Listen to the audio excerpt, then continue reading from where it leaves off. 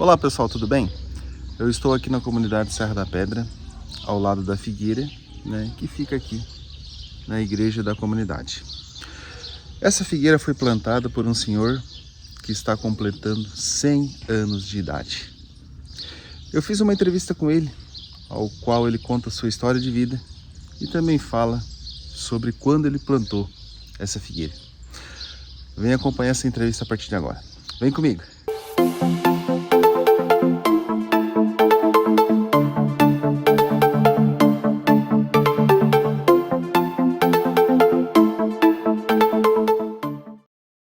Apoio Franklin Lavação, Uni5 Corretora de Seguros e Rony Lixação. Qual o seu nome completo? Galdino João de Araújo. Seu Galdino, o senhor está com quantos anos? O senhor está com que idade? Estou com 99 anos e meio. O senhor então nasceu em 1926. 26. Seu Galdino, o senhor tem quantos filhos? Tinha 9. Morreu um, ficou 8. Qual o nome dos filhos? Os que ficou, a Creuza, a Pionir, a Carmen, a Cleide, e o Carlos, Francisco de Assis, e o José de Assir e o Jair. E os falecidos? Falecido era Nildo. Só um. Silvio perdeu, mas os pequenininhos que não se fala. Né? E qual o nome dos seus pais? O meu pai era João Nascimento Araújo.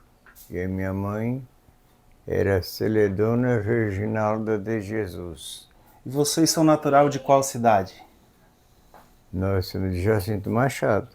O senhor já nasceu em Jacinto Machado. Nasci bem pertinho do Morro da Gávea ali. E o senhor morou no Morro da Pedra. Morei no Engenho Velho um ano, depois fui no Morro da Pedra, já comprei terra lá. E de lá foi que eu vim para o Paraná. Mas o senhor morou até que idade no Morro da Pedra? 44. Será que deu 44? É mais ou menos, né? Até 44 anos. 50, 55. E no que o senhor trabalhava? Sempre na lavoura. O que vocês plantavam?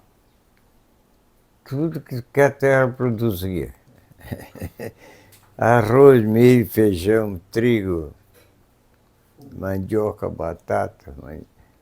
Só no ano eu vendi 5 caminhões de caculo de mandioca. Até quem me deu a dica da rama foi o pai dele ali. Porque eu tirava a rama na minguante. E não se tira a rama na minguante para plantar. Se tira na crescente. Daí, eu mais o Dionela se criamos igual e 2 irmãos. Eu digo, Dionela, por que eu tiro a rama de mandioca e ela morre? Ah, porque tu não sabe tirar. Eu digo, vai te a merda, cagão, capaz que eu não sei tirar a rama. Daí ele começou a rir, dizendo, não, que a rama tirada na minguante já está seca. E na crescente já está aguada, então tu tira na minguante, já está seca, tu planta, ela nasce lá um pé que outro, mas a maioria falha. Né? Digo, tá bem. Daí eu queria muito plantar daquela rama de aipim, vassourinha, e eu não tinha, mas o seu Neco Teixeira tinha. Ali para cima não tem aquela casinha, que tem aquela casinha ali, né? Aquela casinha ali, onde nós tínhamos lá ainda. Ali naquele bananal novo, ali era a mandioquinha, estava por baixo. Mas ela era harta, bem verdinha, mas fininha, da grossura de um dedo assim. Digo, mas eu não tenho outro, vou levar essa mesmo. É para ter bastante até aquela mandioca. Menino do céu. E para quem que vocês vendiam? Hã? Para quem que vocês vendiam naquela época? Eu vendia na Sangue da Toca para fazer porvilho.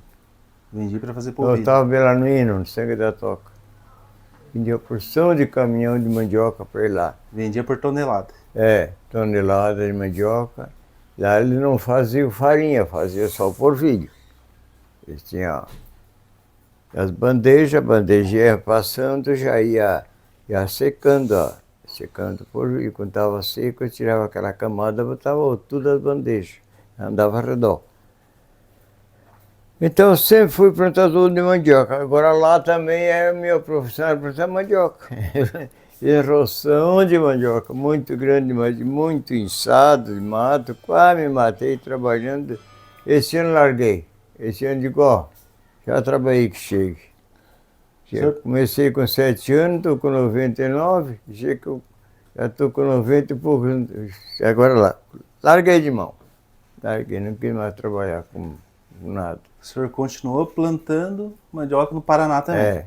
Em qual cidade do Paraná o senhor morou? Ou mora até hoje, né? Eu sou Nova Prata, morei 45 anos. Lá no Morro da Pedra, a Carmen estava falando que eu morei mais de 45, mais ou menos, foi isso. E lá no Mato Grosso eu fiquei 5 anos, depois que a Edília faleceu, eu fui lá com o Zé. Fiquei com o Zé lá. Então o Zé tem oficina e bem perto tinha a terra de plantação, então eu plantava naquela terra. Então o senhor morou em Jacinto, morou no Mato Grosso, morou no Paraná? Eu morei ali perto de onde se criou um tio dele, que era irmão do seu Neco Teixeira, era bem pertinho de onde nós morávamos, seu Zeca Teixeira. Era mais da dona Constância Rodrigues dos Santos, a bisavó dele. Ô, seu Galdino, aquela figueira que tem na igreja da Serra da Pedra, foi o senhor que plantou? Fui eu que plantei. Há quantos anos atrás? Ah, rapaz, deve fazer quase 70 anos. Há 70 anos atrás.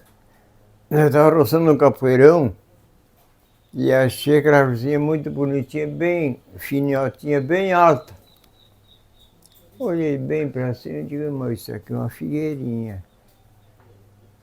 Daí deixei ela em pé e depois arranquei com a raiz tudo e trouxe ele na cidade. Não sei se eu vinha de carro de boi para ali trazer uma carrada de mandioca, como seu quintiliano. E trouxe em cima do carro. Cortei com 3 metros de altura aquela varote, tirei com bastante raiz.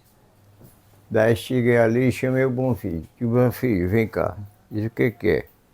Vamos achar um lugar para plantar uma figueira aqui perto da igreja. Bonfilho morava na frente, né? Bonfilho morava ali. Eu digo, ó, para mim, o lugar era aqui. Ele disse, não, está certo. Eu fiz o buraco, botei a muda, tampei bem tampado, vi uma madeira grossa assim, finquei bem fincada e amarrei. Se não amarra, pegou a criança, passa a mão, dá um puxão, vai brincando de lâmpada, lá se vai. Oi, outro puxa para lá. E ali eu fiz bem feito, bem socado, depois botei bastante água por cima e ficou ali. Daí quando ela brotou, eu cuidei. Ela brotar só em cima, na ponta daquela vara. Para não brotar para baixo. Brotar para baixo fica feio, né? O pé de árvore. Então pode ver que a brotação dela é só em cima. Esse tempo eu perguntei para uma filha do Mário Jace, de quem será que plantou aquela figueira ali? É de brincadeira. Ela disse, seu Galdino, não sei. Digo, foi eu que plantei. Digo, mas não que foi você, foi eu. Cada lugar que eu vou, eu deixo um sinal. Lá no Zé eu deixei 5 pés de coco já produzindo, coco da Bahia. Lá em Criciúma, onde eu tinha morado, deixei uma mais de eucalipto. Disseram, tem um pau dessa grossura, quantos anos faz, né? Então, eu gosto muito de plantar arvoredo e plantar árvore. Muito, muito, muito. Toda a vida, desde criança. Quando era criança, com 5, 6 anos, que eu chupava uma fruta, que eu gostava daquela fruta, a sementinha no bolso. Ô, seu Galdino, e como é que foi a infância de vocês na época? Aquilo lá foi meio a trancos e a barranco naquele tempo. Se brincava naquela época, criança? hein? A criança brincava naquela época ou desde cedo já? Brincava. E o meu maior brinquedo era gaita, sanfona. É? Se fosse para fazer, dobrar um papelzinho e fazer tipo fora de uma gaita, é o maior brinquedo para mim. Eu com 6 anos, com 5 anos de idade, eu estava com 6, com 7 para 8. Eu já tocava nos bailes para dançar já. E música eu sabia desde criança, pequenininho, música desde pequenininho, com 6 anos mais ou menos. Se eu fosse ver um cantar, já ia na minha ideia. Amanhã eu cantava igual assim. Antigamente tinha os bailão, né? O senhor tocava gaita nos bailão Eu também? tocava gaita, E tocava... como é que eram os bailão antigamente? Hã? E como é que eram esses bailão antigamente? Era no salão, era nas casas, como é que era? Dava baile nas casas, nas casas grandes, dava... Ali em Jacinto era no Pedro Esquinelo, que era só o salão que tinha ali. Aquele salão aí quem fez foi o tio Serafim Cardoso. Te lembra? Pai do Oscar, né? Pai do Oscar Cardoso. Ô, seu Galdino, naquela época, quando o senhor saiu do Morro da Pedra, já tinha energia elétrica ou não? Quer ver? Já tinha. Já tinha. Com quantos anos o senhor conheceu a energia? Eu estava no Rio Grande, eu estava no Paraná, lá para cima, e o rapaz, homem, estava me esperando para botar energia, que se eu não viesse, eu não podia botar, que eu estava no meio. Então, quando eu cheguei, me engoliram, o senhor Otávio Darmolini, o compadre Abel Flaneto, aquela gente ali, o Ercílio, tá? Eu só não podia botar sem eu. Eu era o primeiro. Eu tinha como primeiro era eu. E quando eu cheguei, eu digo, nossa, já podia ter começado. Mas antes da energia elétrica no Morro da Pedra, como é que fazia quando matava uma criação, um porco? Como é que fazia essa energia? Olha, naquela época, quando matavam a reis, era tudo gente de longe. Ó, fulano lá, vai matar um boi. Quando matava aquele boi, que lá chovia tudo assim, ó, cara. Um levava 1 quilo, outro levava 2, outro levava 5, outro levava 10, voava no instantinho, ficava só o couro. Era desse jeito. Podia ser lá em cima. Se trocava muito naquela época, né? E lá vocês conheceram a dona Genovença Lanche, naquele morro? Até lá, matasse um boi lá, todo mundo ia aqui de baixo buscar um pedaço de carne lá. O senhor acha que naquela época as famílias eram mais unidas, assim, quando carneava uma criação, quando faziam? Era muito unida. Não, se ajudava mais? Não dava discussão nenhuma. Cada um pegava o pedaço que queria e ia embora e pronto. As pessoas se ajudavam mais naquela época? Até que bem antes de mim, que eu já era gurizotinho, era feito aqueles pichuru. Naquele tempo era os engenhos de fazer açúcar, fazer cachaça, era coberto com palha do mato. Palha do mato era assim tudo. Então, teciam a palha e chamavam 8, 10 amigos e ir lá cobrir o engenho, no instantinho. Cobrir o engenho bem cobertinho, tudo a madeirinha botada assim. O dos Gomes ali durou mais de 20 anos a coberta. Que o velho Gomes dizia que o prático era cobrir de ripa a ripa, que viesse encostando uma ripa na outra. Aqui tinha uma grossura medonha, por causa dessa grossura de palha. Depois botava os apertos bem apertadinhos em cima, ficava ali. Com 20 anos estava inteirinho ainda. Com 20 anos. Ô, seu Galdino, e como é que era o Morro da Pedra, Serra da Pedra, 90 anos atrás? Que é a lembrança mais recente que o senhor tem? Ali que mora o Antoninho Cristani, atrás ali passava a estrada, por trás. E atrás daquele pirauzinho ali, criou uma poça muito feia. Então ali ficou a Poça da Pedra. Para passar cavalo ali era um perigo, atolava. Então a estrada era por ali. Então para cá não tinha nada. E aí Morro da Pedra saía por cima a estrada e ia embora pro cheio da serra. Ali, daí começou Serra da Pedra por causa daquela poça, perto daquela pedra ali.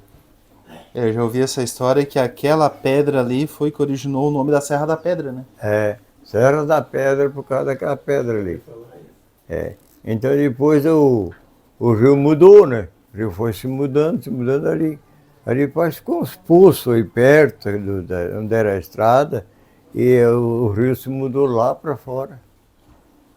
Lá perto dos Birolos, né? Dos Birolos tinha um moinho de milho lá. Lá bem nos Birolos, depois daquela enchente grandona que deu, tinha um poço que já ia ser preto. Quando terminou aquela chuva, aquela enchente, tinha a calçada de chinelo.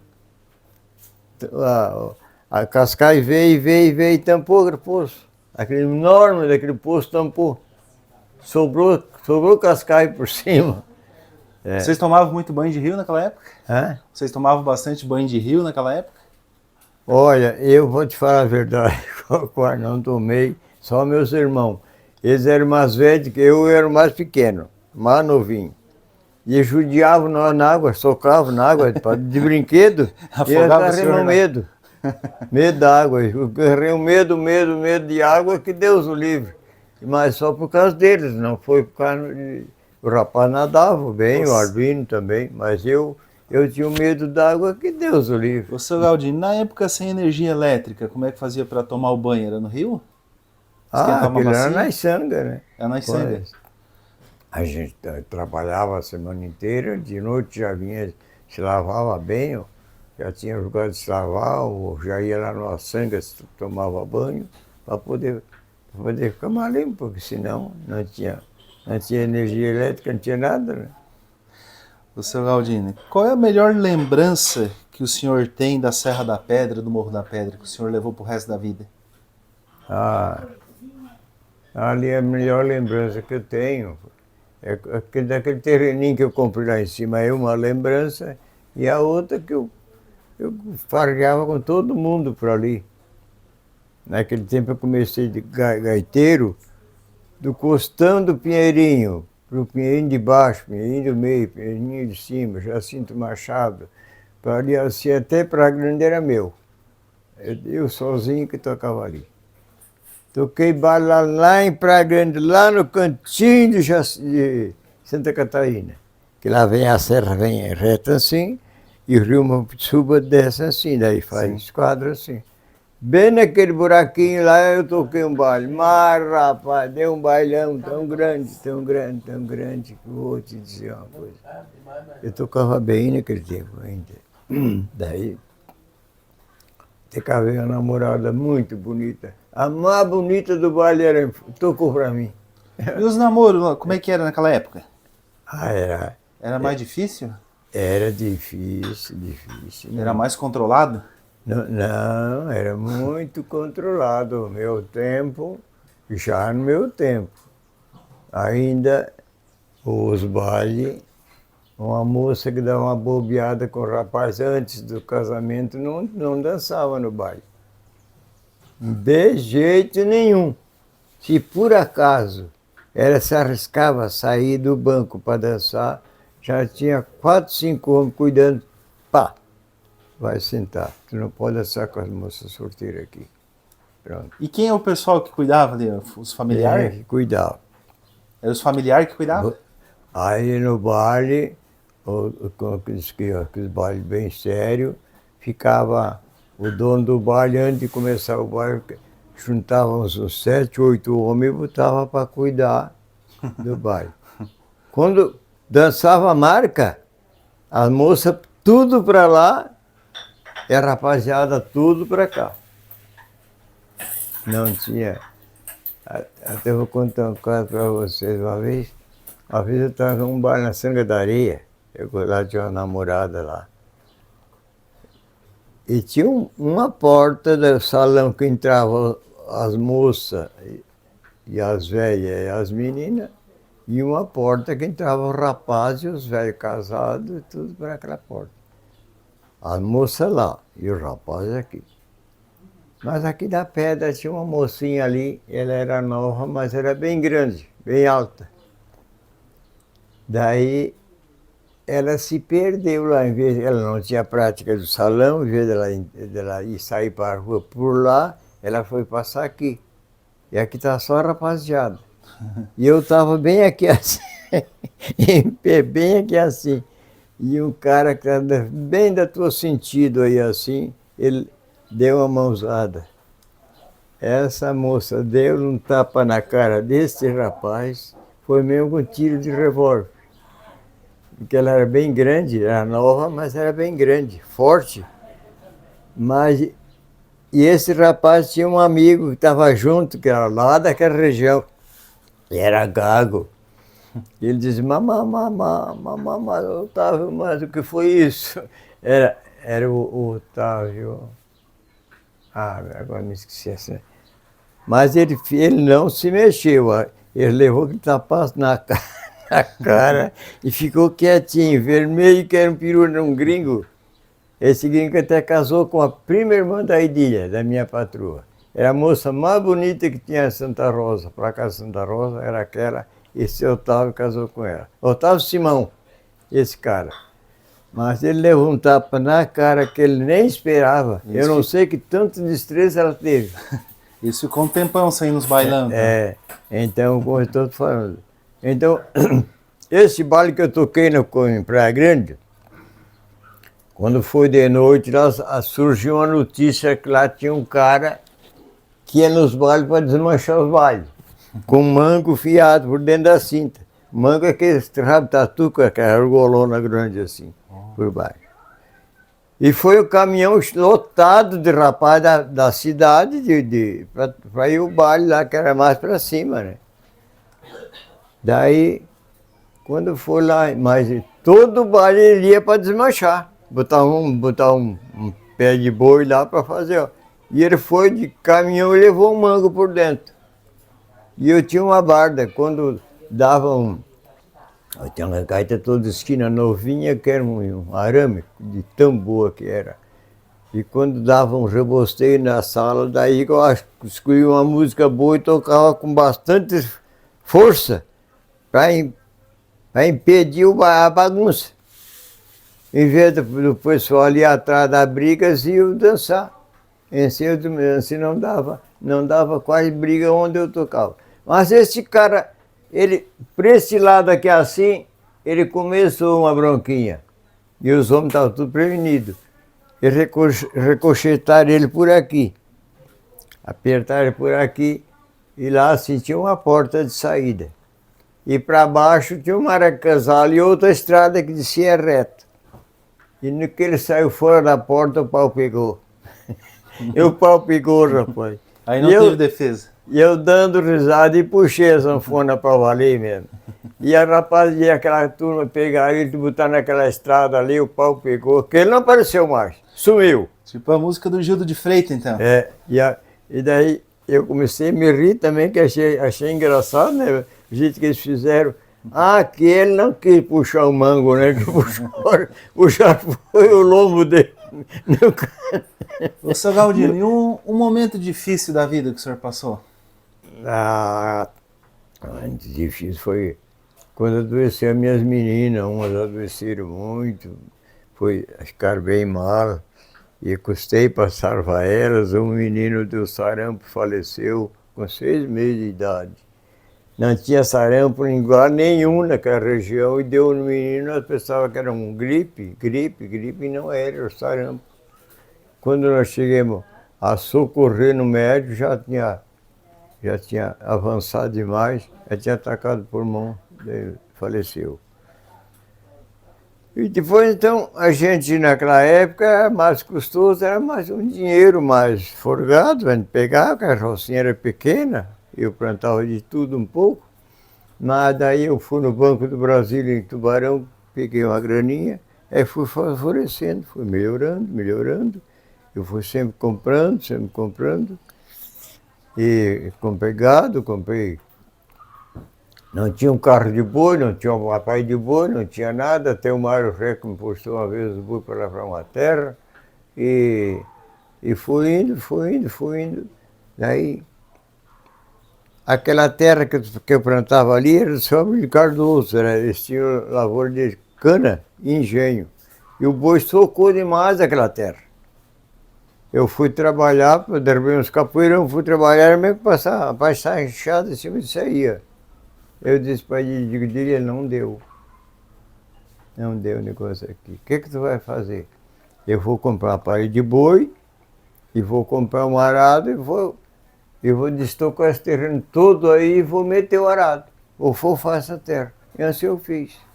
Destoquei todinha.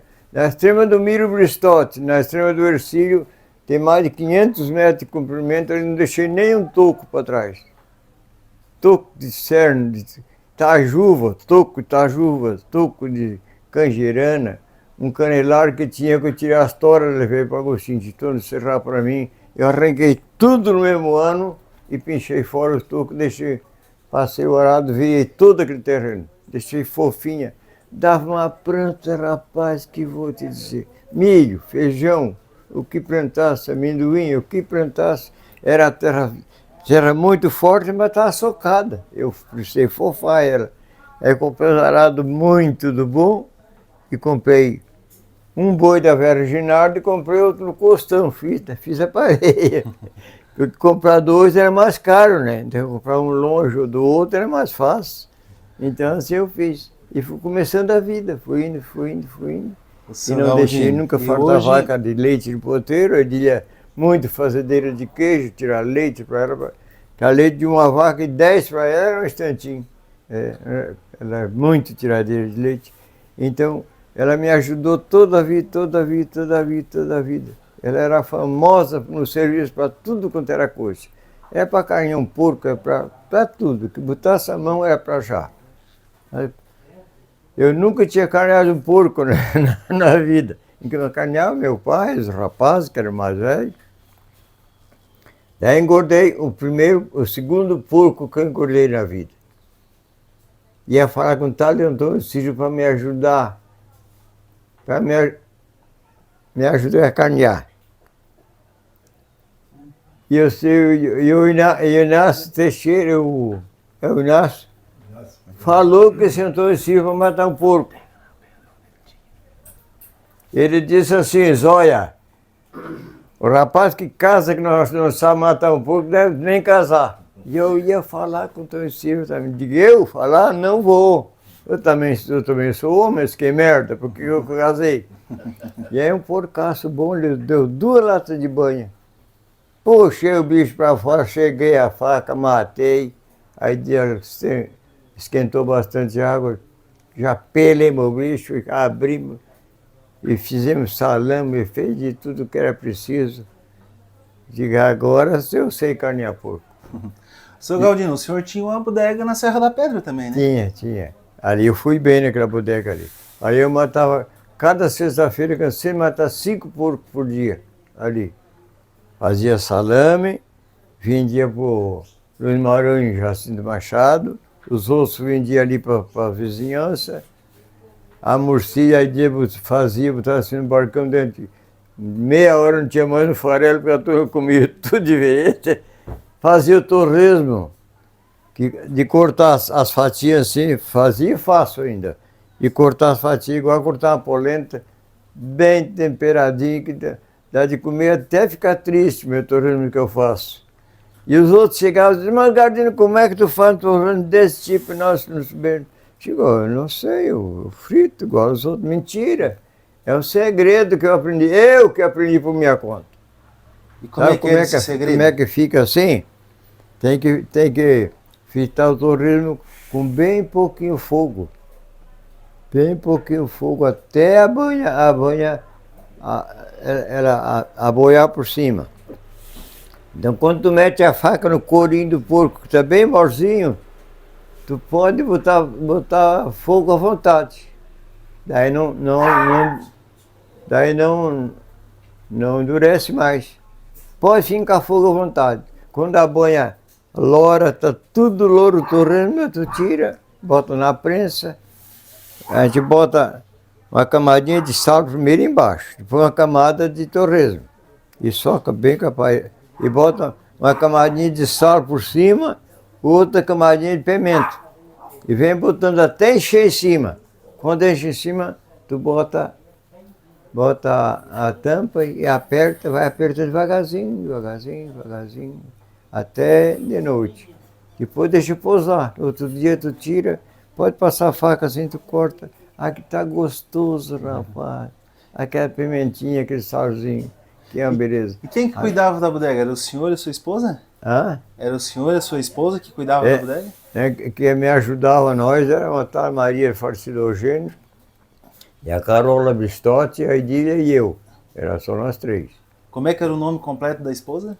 A Edília, Edília? Edília Lentes. Era filha do velho Pedro Lentes lá.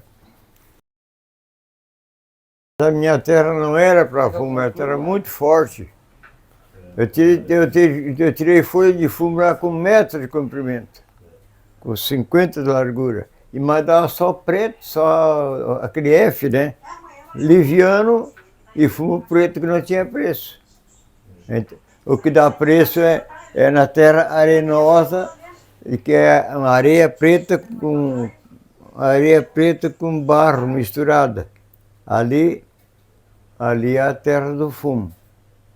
Mas sendo barro vermelho, ele não dá lucro nenhum. Eu só quebrei a cola com a porcaria. Depois passei para aquele banhadeiro dos manecos lá e destoquei aquilo tudo sozinho, no machado, aqueles infernos, aqueles aipé. Eu tirei tudo aquilo e fiz um mundo de roça de arroz lá, lavrando banhado, chegando na forcada, assim, quando tinha os boi muito do bom, um arado especial, bem novinho, arado número 7, muito do bom. E lavrei muito aquilo lá, mas lá eu não ganhei dinheiro não. Mas eu tivesse plantado na terra seca. Porque o arroz naquela época dava muito bom na terra enxuta. E depois negou. Foi negando. O feijão preto também negou. O que dá mais é o carioca. Então lá na Nova Prata, lá eu fui bem com a lavoura, muito bem. Perdi 2 lavouras de trigo. O trigo é uma lavoura meio ingrata, sabe? O trigo, quando ele tem erva assim, pode branquear de geada. Mas no que ele botou o talo para botar o cacho, se gear, não sobra nada. Nada. O seu Galdinho, qual era o meio de transporte naquela época? Hã? O meio de transporte era cavalo, era... Meio de transporte, quando eu era guri, tinha uns 8, 10 carreteiros de boi, daqui da Pedra até aqui para a linha São Pedro, aqui assim. Eles puxavam as cargas daqui para a ponta da linha, lá em Araranguá. Em Araranguá, em Laguna, tinha um trem. Então ia até lá. Lá tinha um depósito. Esse pessoal daqui, o Velho Oliveira, o Mané 10, eles eram uns 10, levavam o que tinha sobrando aqui, açúcar, cachaça, levavam para lá, e de lá trazia carga para os bofes, o quintiliano, para os Trevisol, para essa gente aí, para o Anjo Mundo, aquela gente tudo ali, vinha tudo a carne de boi. Daqui lá não tinha estrada, ia no banhadão. Quebrava o carro naquele buraco, arrebentava o canga, e os outros não ajudavam o outro, era a maior dificuldade do mundo. Eu até uma vez eu fui buscar uma carrada mais o Pedro, levei uma carrada de açúcar daqui dos bofes, a ponta, lá para o Arthur Bertancini, aquele torrefação de café, de Araranguá ali, Arthur Bertancini, o açúcar foi para ali. Mas de lá veio uma carga, que já estava esperando dos bofes. O Pedro carregou o carro de boi e levamos lá para os bofes. Eu tinha uns 6 anos de idade. 6 anos. E, então, naquela época, então daí é onde aquela gente ganhava um trocadinho, é com aquele fretinho deles aqui. Passando o maior trabalho do mundo naquelas viagens. Mas o meio de transporte para você se locomover, sair de casa, era bicicleta? Carro não tinha na época? Naquela época, quando saiu essa estrada de Araranguá em Praia Grande, o primeiro homem que comprou um caminhão, o Jacinto Machado, foi o Silvio Truzol. Esse Silvio Truzol, eu acho que o Paulo se lembra dele. Daí esse Silvio Truzol era da raça de Truzol, eles eram filhos. E aqueles Truzol gostavam de uma chilupa, beber uma pinga. Não é que os filhos acostumaram? Acostumaram.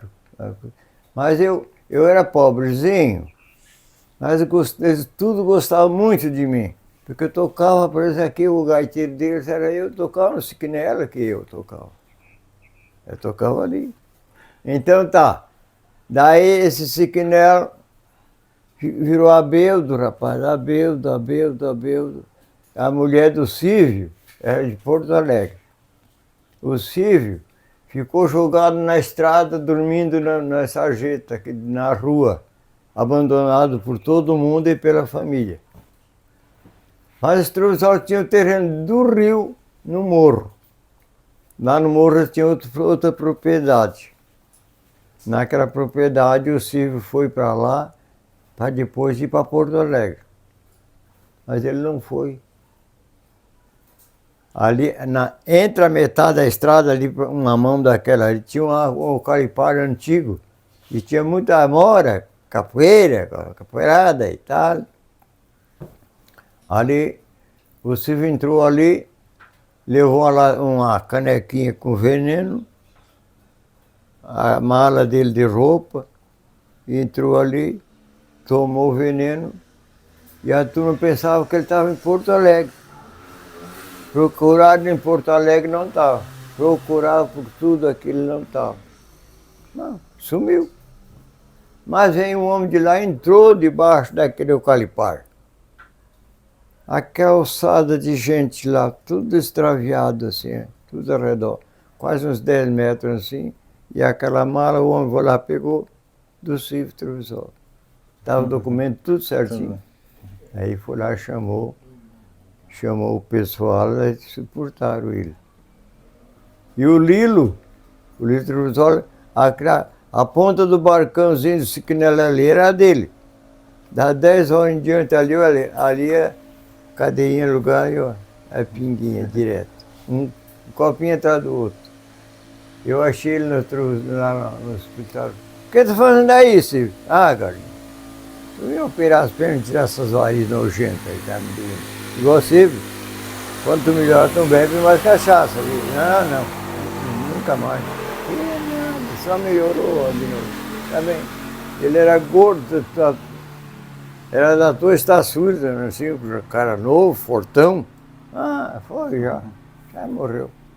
Seu Galdino, na época o senhor andava a cavalo? O senhor andava a cavalo na época? Sim.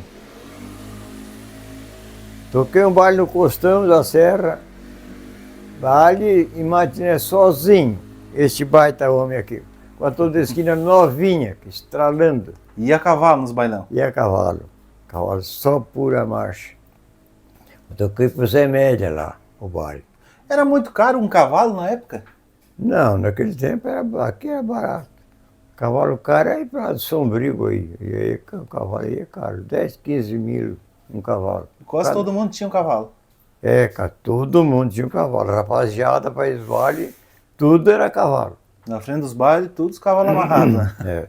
Até que nós toquemos o baile lá, viemos 2 irmãos, apiemos ali, e botemos a gaitinha nas costas, fomos em casa, que nós morávamos perto de Bolsonaro ali, e a namorada estava esperando lá na pedra, os cavalos estavam na cervaria. Então nós chegamos ali, tomamos um banho correndo de tudo e ensilhamos os cavalos e tomamos um café e viemos. Francisco tinha um cavalo novo, muito marchador. O meu não marchava, mas tinha galope atrás dele. Fomos embora. No instante chegamos lá. E lá em Praia Grande eu cavei uma namorada lá. Ela disse, olha, amanhã tu vai tocar um matiné para mim aí na cidade. Diga, não dá. Tinha compromisso lá, até o Tutucata tá me esperando lá. Mentira, era a namorada esperando. E nós se tocamos para lá. Ô, seu Galdino, naquela época era mais difícil a escola, né? A educação em si era mais complicado, né? Qual a educação que o senhor conseguiu dar para os filhos? Os filhos já pegaram mais ou menos aquelas aulas ali da Serra da Pedra. Eu fui para a escola com 12 anos, porque não existia escola. Não existia. Era tanto que nem caderno não existia. Lápis não existia. O caderno era uma lousa. Escrevia o que era preciso, um ditado, uma conta, quando passava um paninho, apagava, depois fazia outra coisa. Tinha que ter cabeça para poder gravar o que a professora ensinava. O senhor lembra quem foi a primeira professora do senhor? A dona Andina, que era neta do senhor Billy Pereira. Muito brava? Era brava. Para mim nunca foi brava, porque eu não fazia O arte. senhor era bom aluno? O senhor era bom aluno? Eu acho que era quase o melhor, que ele nunca ganhou um tapa da professora, nem uma varada. Ele tinha vontade de leriano, aquela vara comia quase todo dia. O senhor gostava de estudar? E depois quando eu comecei a desenvolver mesmo, porque a gente quando é pequeno tem que pegar novinho. Eu já com 12 anos, eu já estava grande, não era grande porque eu era miudinho, mas já tinha idade com 12 anos. Depois entrei para a escola. Então naquela época, aquela rapaziada que tinha por ali, tudo bolso, foram tudo na escola da Dona Andina para dar uma treinada, aprender alguma coisinha. O Pedro, meu irmão, e o Francisco já sabiam ler. Já fazia o Pedro, o Arbino, o Francisco era muito bom nas contas. E o Arbino, então, é que já entrou junto comigo. Mas as professoras, a Dona Andina foi a primeira professora ali, naquele lugar. Na Brusca, ali. Perto do Dequinho Zé, tinha uma bodeguinha ali. E os filhos do senhor estudaram também? Tiveram oportunidade? Não. Já foram tudo para a roça de vereda e não estudaram grande coisa.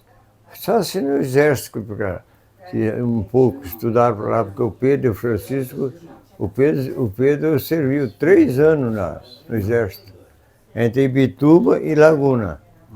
E o Francisco foi em Blumenau. Depois ele ficou meio arrependido de estar naquele serviço. Ele tomou, parece que uns 3 melhoraram. Mas foi melhorar. Eu acho que foi melhorar. Ele ficou aflito do coração, eles fizeram exame de coração, acharam que ele estava doente, era mentira. Os irmãos do senhor, né? O Francisco. Os irmãos, né?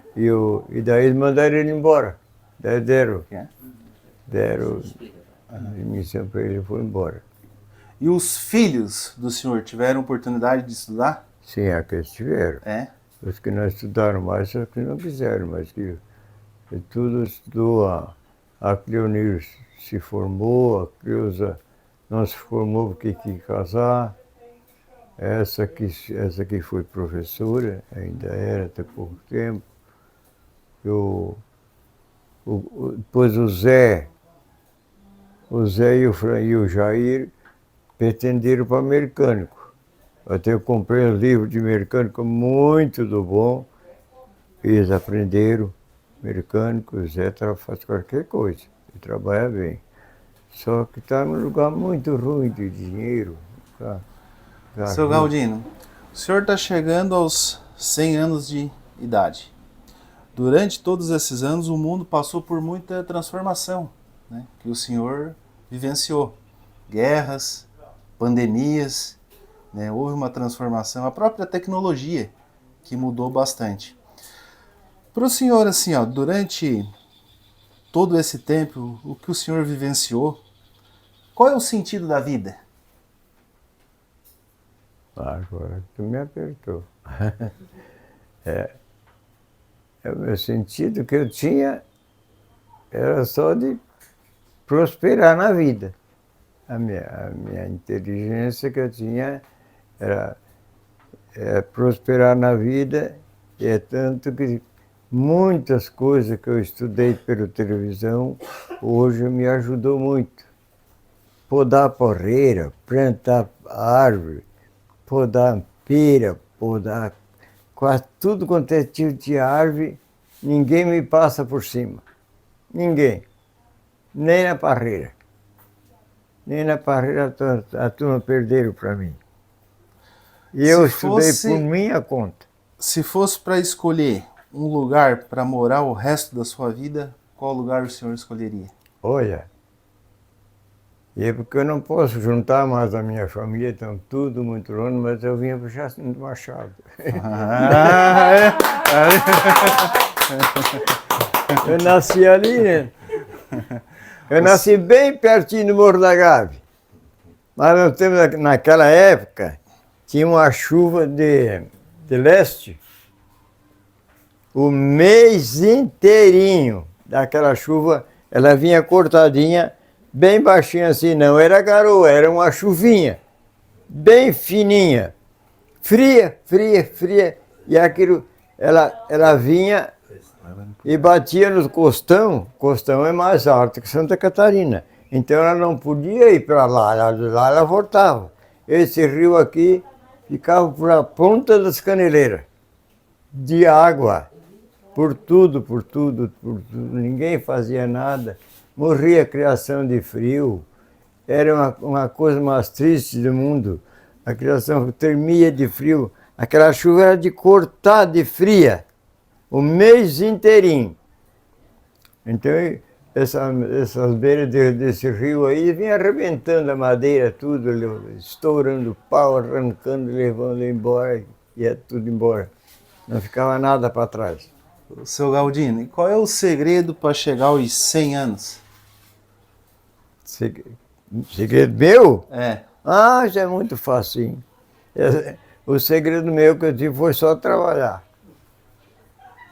E não tinha vício nenhum, nada.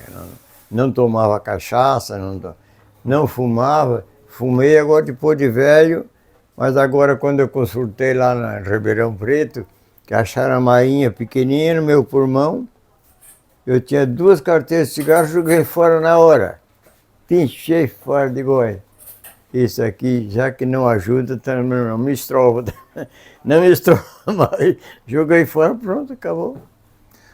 Então a turma pergunta, o que é que eu fiz para durar tanto? Olha, trabalhar mais do que eu trabalhei, parece que não acredito que tenha uma pessoa que trabalhasse. O que eu fiz, o que eu fazia de dia, aqueles tocos que eu estava falando, que eu arranquei tudo, arranquei 500 metros lá nas termas do Milho Bristote, nas termas do Erci ali, aquele carreguei tudo de noite para o mato, num carro de boi, para não perder tempo.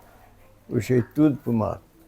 Eu deixei tudo bem amontoadinho, o toco, a raiz, os cavacos, o toco que era mais grande encostado. Encostava o cara ali, carregava, levava nas grotas e despejava. Às vezes quase a noite inteira. E outros dias, às vezes, eu teve diversos serviços que eu amanheci trabalhando. Uma vez tinha bastante arroz cortado, e botei 2 meninas muito trabalhadeiras, que era minha sobrinha da Idília. Elas enfechavam e eu carreguei a noite inteira, amanheci no outro dia, carregando arroz e guardando dentro de casa. Quando botei a última carrada, a chuva caiu. Uma semana inteira chovendo. Se eu não boto, tinha perdido o arroz. Seu Galdino, para a gente encerrar, qual o conselho que o senhor dá para essa juventude? Conselho de vida, de quem viveu 100 anos. Essa rapaziada está tudo bastante às avessas, né? É mais, essa gurizada já não obedece mais pai, não obedece mãe, não obedece mais nada. E já muitas essas porcarias, essas maconhas, essas coisas que estão estragando com essa gurizada tudo. E é difícil de tirar. Ó, para te falar uma verdade, eu vim para aqui, estou aqui, matei um neto meu lá com a Carmen, filho dela, tá em cima do muro para morrer hora por hora, da cerveja. Às 6 da manhã, assim, antes da hora do café, já está com a latinha na mão. E foi, a gente em cima dele, em cima, para ele parar, em cima. Eu acho que muitas vezes ele tomava uma pinga também misturada. Daí estraga o resto todo. Se misturar a pinga com a cerveja, você foi boi com a corda. Ele tá num fio de linha para morrer hora por hora. Está em casa da mãe. Então, até pediram que eu não vá para lá, que ele gosta muito de mim.